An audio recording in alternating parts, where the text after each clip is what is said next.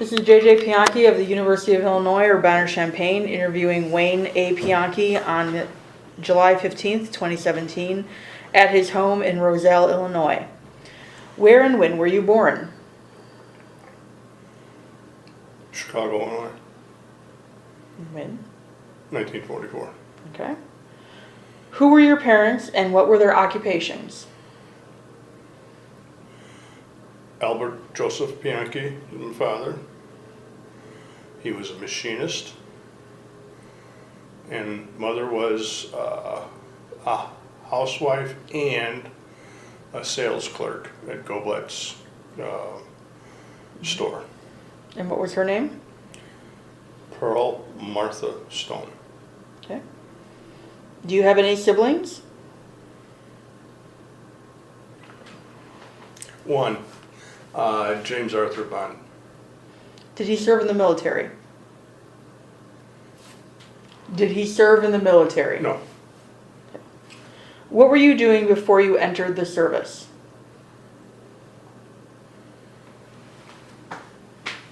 attending college. Okay.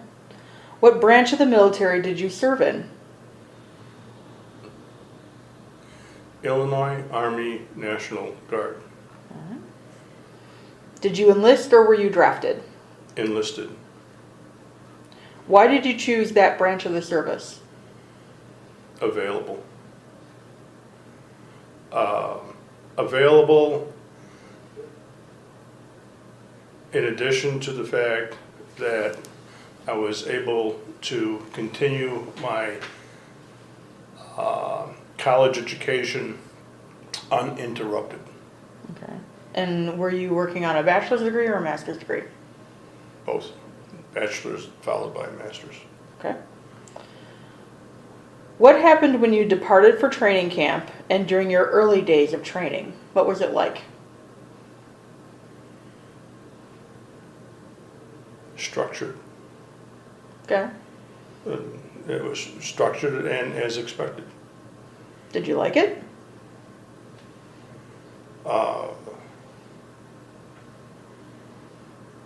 Yes, it was physical, and it was a process of getting physically in very good shape.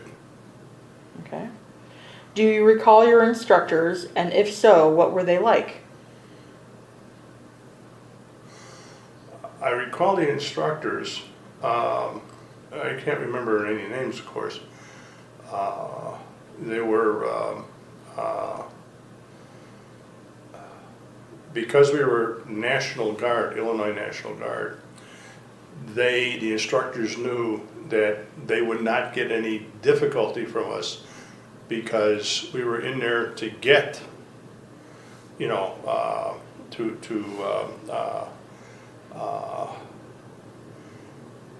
complete our requirements, for complete requirements in going into the military, and there weren't any.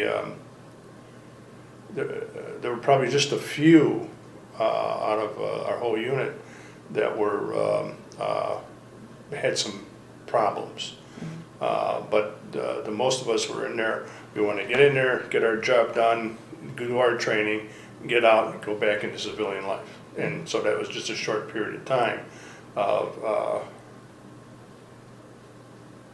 training. I forget what they called it, but yes. Mm-hmm. Okay. Do you remember if the instructors were mean, or were they disciplinarian, or were they educational, or? The instructors were very good. They appreciated us coming in who were National Guard, okay? Mm-hmm. So they knew that we were in there to get in there and get out and give them the least amount of, based upon their history, to give them the least amount of grief. We were in there to get in shape, do our training, and get out of there, and not do anything stupid. And so it was an easy process for them. And as a result, we had a very good understanding. Where did you go for boot camp? Do you remember? Fort Knox, Kentucky. Okay. Did you receive any specialized training, and if so, what? I was in armored cavalry, meaning tanks, and but not a tank battalion. Armored cavalry was it's riding a horse. Okay, and so you're in small units of 10, 15 tanks doing attack modes on the enemy. And of course, this is all make believe. We were in that war at the time, and so and we'd fire the cannons off of hilltops or at hilltops as well, blowing them apart, doing our training, and then also going maneuvers through to demonstrate to ourselves the capacity of the vehicles. And so we had to climb rather steep hills with a 50-ton tank, and then in firing at the top, we had designated targets we had to shoot at, and it was a long day, but we felt very confident that we were capable of doing what we had to do if we were called upon to do it in a theater of war. So, what was your position in the tank? What did you do in the tank? Well, you go through, you come in as nothing, hardly any rank, and then you move up, and I went through the ranks rather quickly.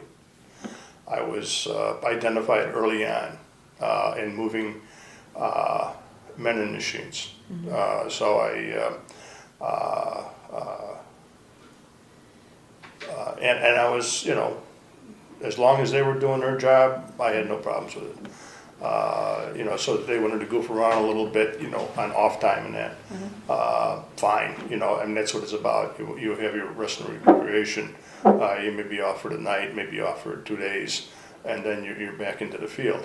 And then we'd be firing a cannon, or demonstrating to ourselves the capacity, the capabilities of the tank, and what it can do, which is amazing. Very, very powerful vehicle. Not just for destruction, but also for how it can maneuver. Do you remember what kind of tank you drove?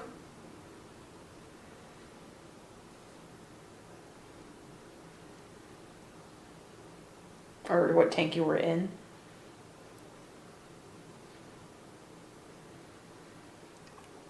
Last thing, the one I remember, A2C. Now I don't know what that means today.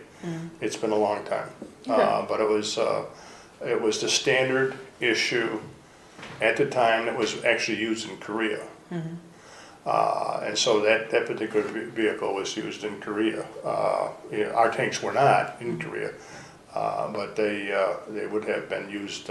Would be the same ones that were being used in Korea at the time. So in the tank, were you the driver? Were you the gunner? Did you run the 50 cal?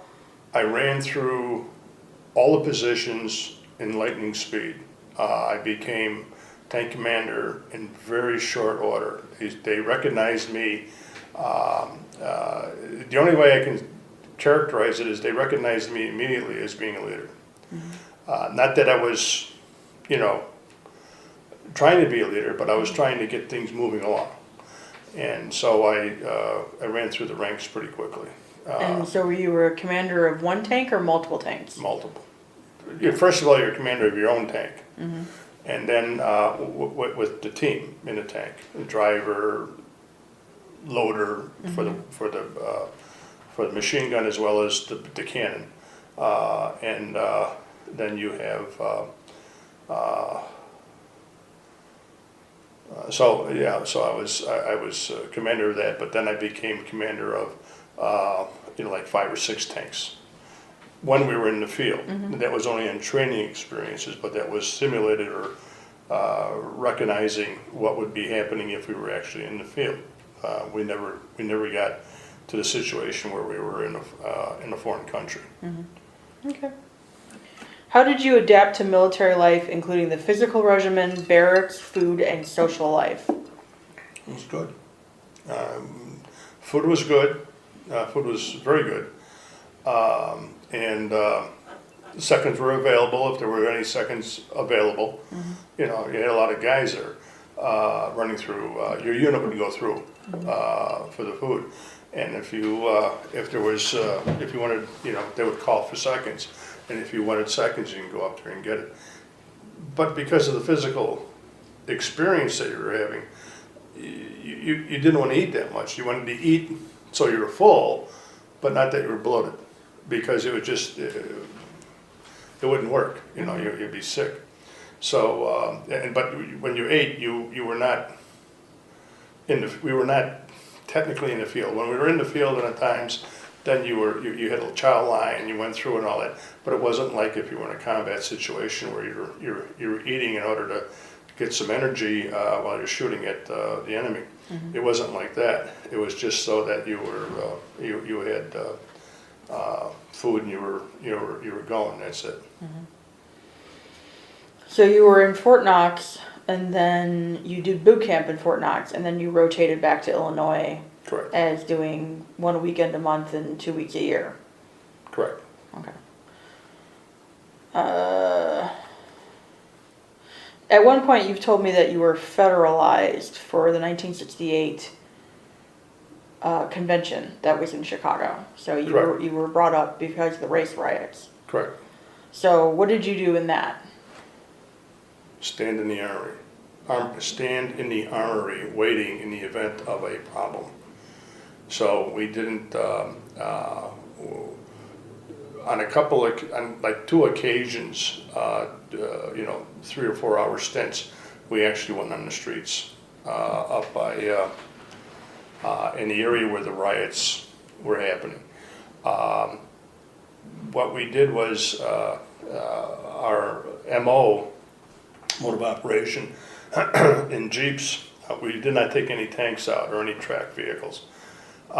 We would, if we saw someone walking, especially if the individual was a black person, we would approach them, not challenge them, but approach them, because the streets were empty in Chicago. I mean, they were empty, okay, downtown Chicago and West Chicago.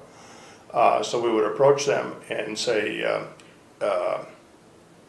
it was clear to us with the few people that we bumped into, shall we say, they were black people, but they were anxious to get to the subway on State Street and get home. And and we said, we're not here to harm you, we're here to help you. What do you want to do? I got to get to the subway. We would take them into the Jeep and take them and drive them 4, 5, 6 blocks to the subway, take them down into the subway, and we bypassed any fees. You know, they saw us and they let us go through with the individual, and we wait with them downstairs in the subway until their train came. Goodbye, take care, have a good day. And that was it. It was very, very friendly. Okay, and to remove any fear from them. Okay, but you know, but we had our weapons. We didn't have. We had weapons issued, but did not have bullets. It was just a show of force. I'm not saying. Some guys had their own personal firearms, which they should not have had. I did not, and for their own safety and protection, they'd be in deep trouble if they fired them. But and then we'd, you know, the team, 3 or 4 soldiers, would come back up and get back in the Jeep.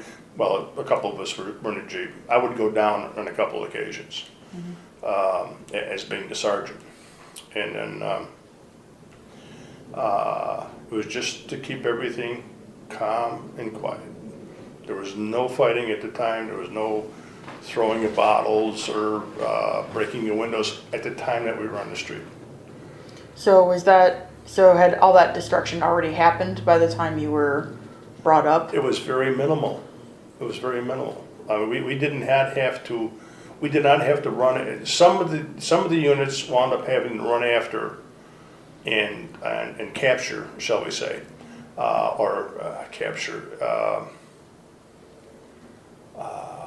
apprehend some people who were doing damage.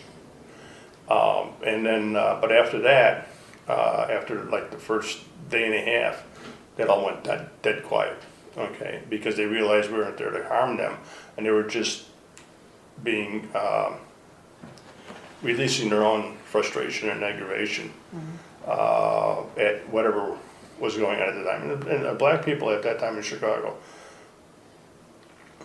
were having a lot of difficulty, making a living, living in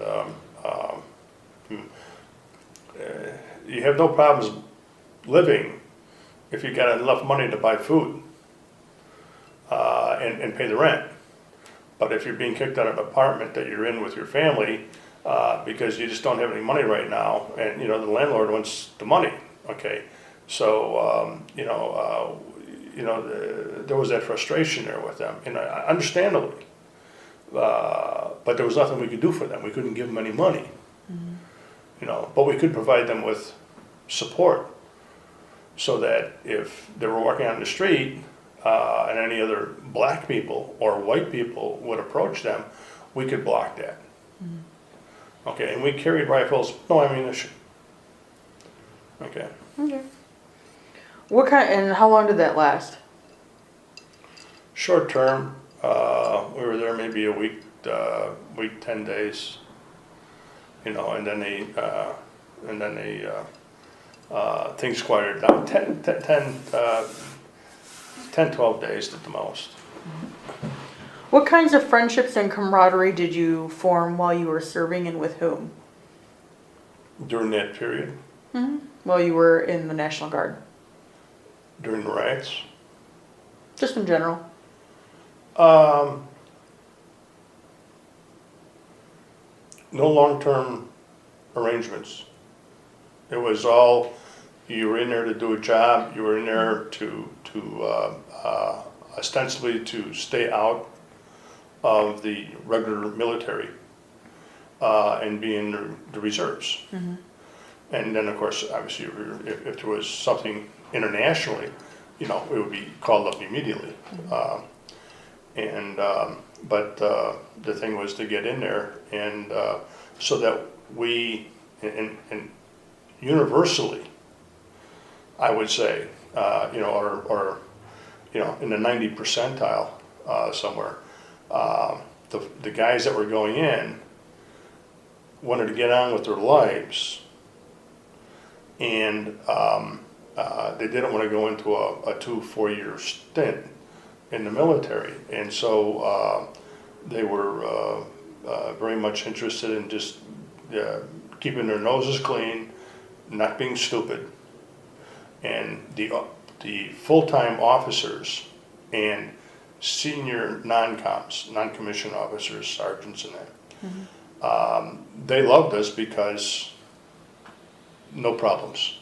We weren't there to cause problems. I had a couple of guys would get drunk sometimes when you go to camp or something like that. That was silly. Okay, but other than that, it was you wanted to stay away from going into overseas or anything of that nature, and being the home guard. And then of course with the home guard, if something was going overseas, they just call you up and you're in the Army and you're shipped overseas, in a heartbeat. So we were, keeping our nose clean and not causing any problems with our senior management, the officers, and it was good. It was easy to do it. It was just the fact that you had to do it. You had to play soldier. Everyone would groan about that, but you weren't going overseas. And because I went up to ranks pretty quick, and I wound up. Why? I don't know. you know, they saw me as a leader. And so I went up the ranks pretty quick. And I think I left it as an E7 or an E8. So I'm glad to get out of there. I did my time, thank you very much, and away I went. And you signed up with your friends Marty and Todd. I don't think Todd was involved, it was Marty. We were at different armories. Marty got in at one armory, West Madison Street, which was in the heart of a black neighborhood. And I got into an armory, Chicago Avenue, and just east of Michigan Avenue. That section is only about 3 blocks long, and then you're into Lake Michigan. There was an armory there. It has been since removed. It's been torn down completely. And I was right next to the hospital network that's right there, and I can't remember the name of it right now. A huge one. So I was there, and you know, as a non-commissioned officer, with my stripes going up the ranks pretty quickly, I was able to park in the facility. There was only maybe about 15 of us that could do that. And so during the winter time, the car was inside. I'd wash the car, you know, get all the salt off and all that, and then go upstairs and you know, start work and for the day. And then it would be Saturday and Sunday. And that was it. Okay. Marty and others were at Ron Woods and all that. They were at the armory up on Madison, right in the heart of highly dense black community. So when you were in boot camp, what did you do for recreation when you were off duty?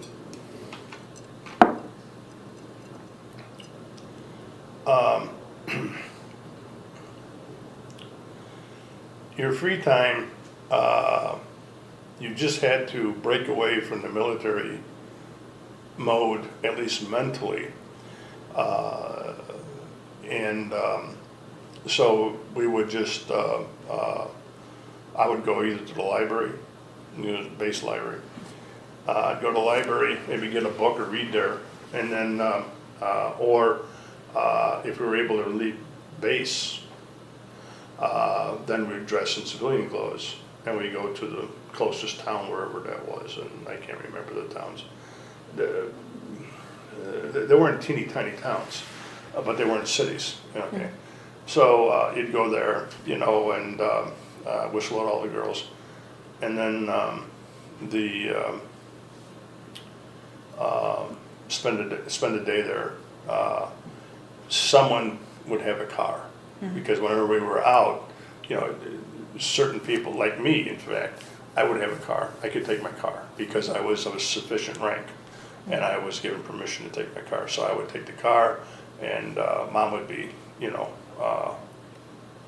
without a car, but she was close to transportation. That's how she went downtown to work, downtown. And so I would, and sometimes people would need a car. They wanted to do a liquor run, you know, we want to get a case of liquor of some sorts, you know, this and that, you know, we're talking the unit, you know, so a lot of guys would chip in, fine, just don't drink and drive. And then I'd go to sleep, you know, because you know, it was, you know, you were exhausted, you were always working hard, and as a result, we all lost weight fast, and when you're at the training, and especially your 2 weeks. Every year you had to go 2 weeks. We usually went close by, Wisconsin, right here, Fort Knox, Kentucky. Fort Knox, Kentucky was more rigid, more traditional military, as you would think. But going to Camp McCoy in Wisconsin was a camp. which is a different designation, a lower designation than a fort. And you'd go there, and you know, everybody keep your nose clean. I don't want any trouble. I don't want to have to go, you know, take you before an officer court. Have to write up a lot of paperwork, you know, blah, blah, blah. And everybody was in the same boat. I mean, we're all, in most of the cases, we were all in the majority of the cases, they were all going to college of some sort. When you were in the service, did you read for pleasure, and if so, what? I'm sorry, I didn't understand the question. So when you were on duty, like when you were in your 2 weeks, or you were at boot camp, did you read for fun? I went to the post library, and I would get a book out and read. It was many of the books were. I'm looking for the right word. Very casual. Do you remember what kind? Low level books. They weren't, they weren't books that you'd read in college. Okay, going to school. But they were casual books, and they had a number of them, but they had enough to fulfill a need at a minimal level. Okay. And I think they were worthwhile. I think it took your mind off of what you were doing, and at least you were reading the book. And you obviously you took the book out, and so you could take it back to the barracks and read it. Do you remember what kind of books they were? Were they mysteries? Were they thrillers? Mysteries, thrillers, yes, and I remember cowboy books. Kind of low end, as far as I was concerned. Again, I was working on my bachelor's and or master's at the time. So, but it was something different, okay? And so I just sit there or lay in the bed and read, and that was it. What particular book would you say influenced your life the most, and why? In the military? Ever. In your life?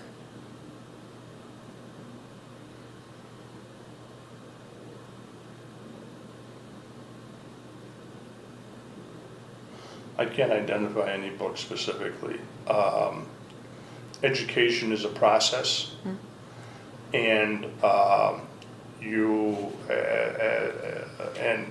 again, I got a bachelor's and master's,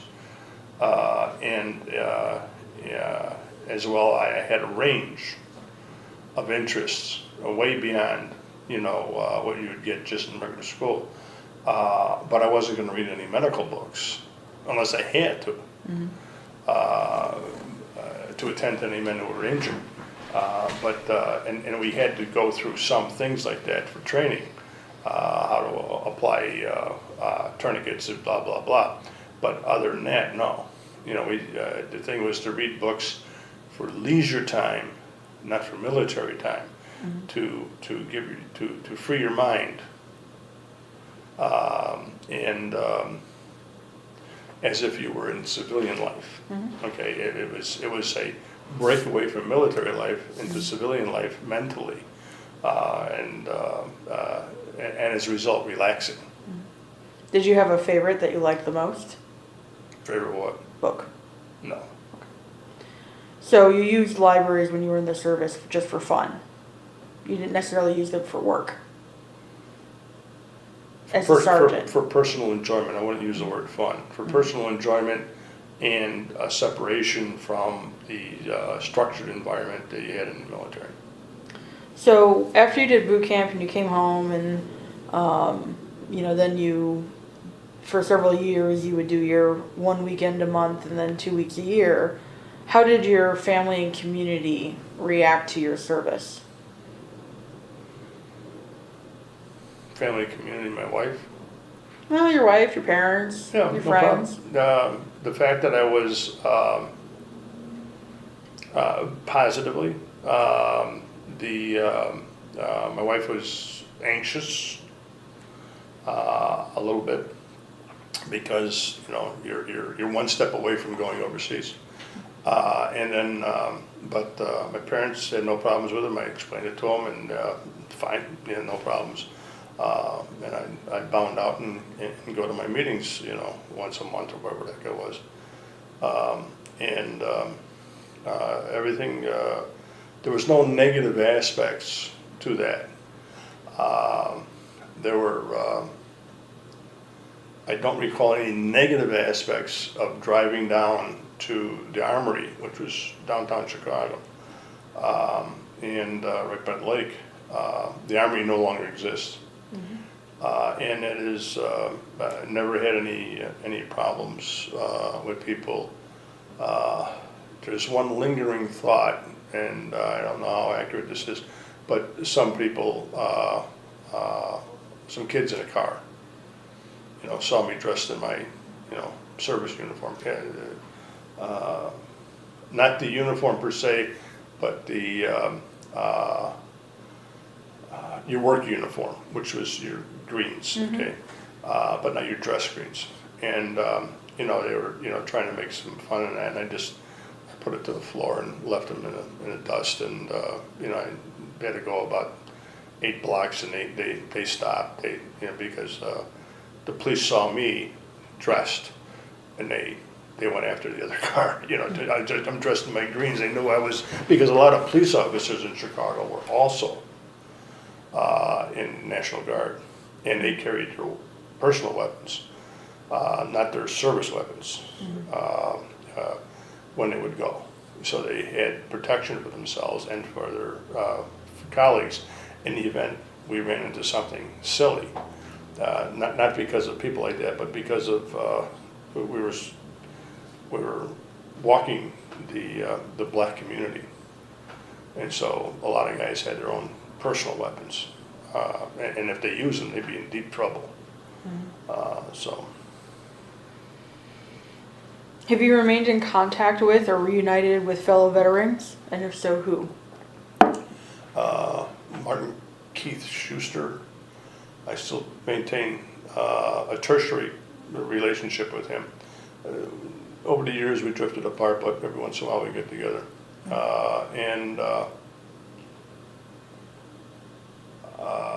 I did for many years Ron Woods. Ron now, well, he got married, of course, but he lives now in Texas. United States Southwest, Arizona type, and he stopped communicating. So I don't know what's with him, but he was married, and great guy, really nice guy. Are you a member of any veterans organizations? And if so, which? None. As a veteran, have you ever used your local library? Why or why not? Don't understand the question. As a veteran, Well, you're a veteran. Do you use the library? do I use a local library in my community? Yeah. Always. What's it like? It's a small library. It doesn't have what I would consider a large. It's not a regional library. Regional library is much larger. More titles. Our local library in Roselle, Illinois, has an adequate number of titles, and I use it on a regular basis. I probably take a book out on average once a month. As a veteran, are there programs or types of books available at the library that you enjoy more than others because of your veteran status? Veteran status has no bearing on it. Okay. As a veteran, is there something that you wish you could change about the library that would enhance your enjoyment of it? Veteran status has no bearing on it. Okay. How did your military experiences affect your life?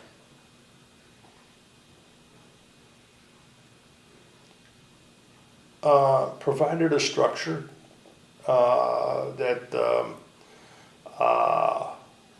I personally had But I personally had a structure.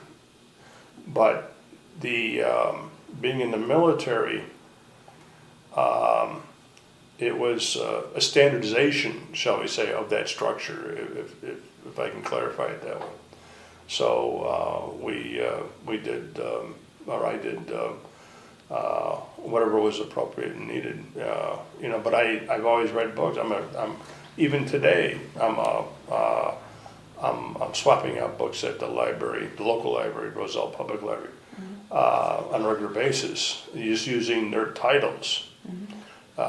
Rarely do I ask them for a title that's not within their grasp, but they can get for me, from another library. So I just read a book, and I've been doing a lot more of that as I am now retired. What are some life lessons you learned from military service?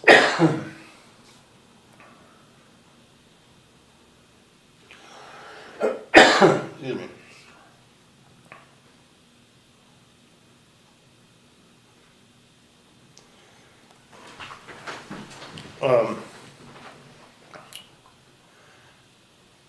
I don't know if I would say life lessons learned. I would say reinforced life lessons that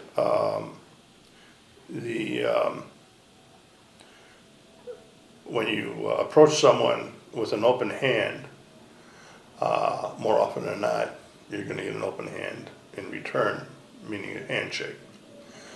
But if you approach a person with an attitude, they're going to respond in kind. So, and which would be, in my opinion, a negative response because you responded negatively to them in the beginning. So you, by having an open hand situation, a smile on your face, more often than not, you're going to be get a response in kind. And unless the guy is really having, or a gal is really having a bad hair day. So it's just, I think that answers your question. Mm-hmm. How has your military service impacted your feelings about war and the military in general? I am strongly in favor of a strong, structured military, fully equipped to handle anything that can be thrown at us, to protect our population as well as to protect other people in the world from any stupidity by any idiot government in the world, you know. And even if they do something and they made a mistake and they realize it, blow the hell out of them. Until they say, I give up. Because we as a people, I cannot have rogues, governments trying to take over things. I don't care where in the world they're at. They need to be aware that there is a cost to them. And if you could do it double of what they're trying to do to you, so that they're buried in consumption, but that they say, I give up. Then other countries or entities, however defined, would be not interested. These people, i.e. the United States of America, ain't gonna fool around with you. They're gonna annihilate you, and that's how I look at it. What message would you like to leave for future generations who will hear this interview? I don't know what my options are on that. What method? What do you mean? Message. Message, I'm sorry. I don't know how to respond to that. Hit me with that again. What message would you like to leave for future generations who will hear this interview?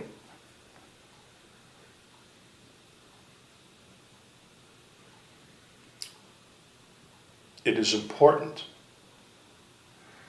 that any country have a strong, responsible military as a deterrent to anybody who is stupid enough to try and challenge you. If they're stupid enough to challenge you, annihilate them. Period. That's how I feel about it. All right. Is there anything you feel like we haven't discussed or should be added to this interview, and if so, what? Anything you want to add?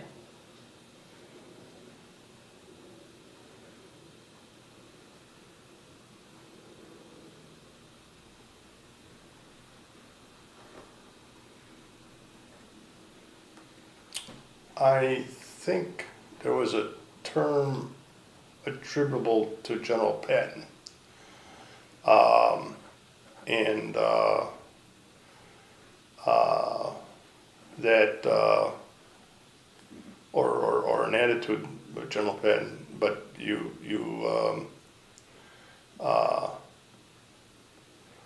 just have to have the strength and the will. No, he didn't say it in that fashion, but my characterization of it, the strength and the will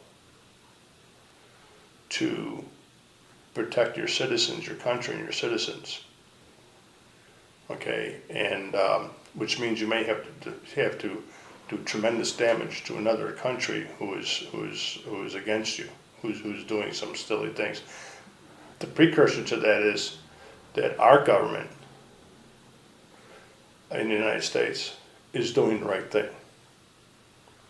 And as long as they're doing the right thing, you're going to have the people behind them.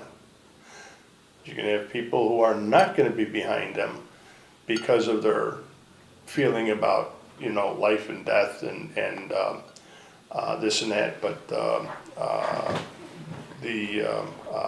key here is that you have strength. And if you have the strength, but you have to have the fortitude and knowledge, the capacity to use it, but also the capacity not to use it. There's a time, okay? And if it comes through that you have to use it, then you don't dilly-dally around. Let them roll.